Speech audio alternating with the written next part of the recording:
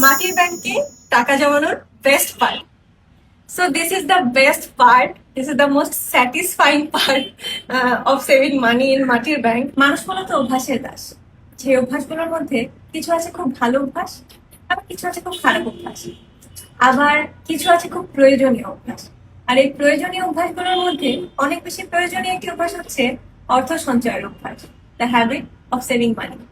আলহামদুলিল্লাহ খুব ছোটবেলা থেকে এই মানি সেভ করার হ্যাবিটটা আমারও আছে। আমার বাবা তৈরি করে দিয়েছিলেন আমার মধ্যে অভ্যাসটা। I have a very cute way of saving মানি, যেটা আমি ছোটবেলা থেকেই করি।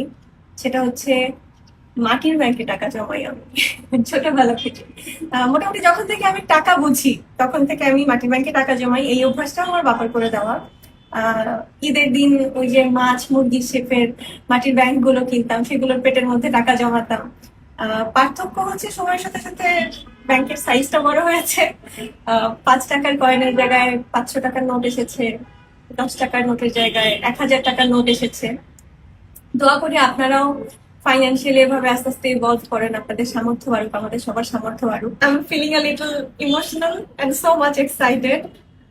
বিসমিল্লাহ। বেশ শক্ত, ভাঙে না। আহ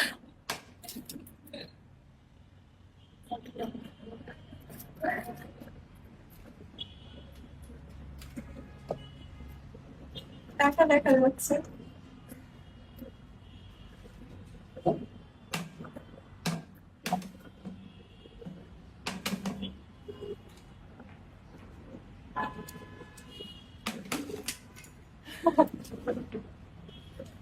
বিসমিল্লাহ। এই যে এই হচ্ছে এতটা পরিপূর্ণ হয়েছে বেশ কিছুদিনের জমানো টাকা।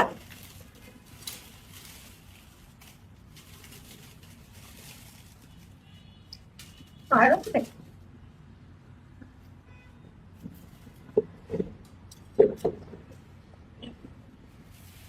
মাটির ব্যাংকে টাকা জমানোর বেস্ট পার্ট।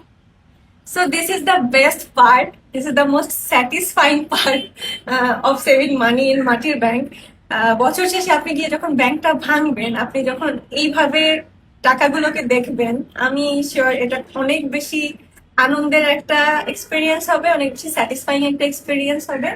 আর স্পেশালি আপনারা যারা বাবা মা, আমি তাদেরকে বলতে চাচ্ছি, আপনারা আপনাদের বাচ্চাদের মধ্যে এই হ্যাবিটটা তৈরি করতে পারেন মাটির ব্যাংকে টাকা জমানোর। This is a very satisfying year and experience of mind. দোয়া করি নেক্সট ইয়ার থেকে আপনারও হোক। সো সবাই শুরু করে দিন যদি ভালো লাগে, যদি প্রয়োজনীয় মনে হয়। আর সবার নতুন বছর অনেক অনেক ভালো কাটুক। Happy new year.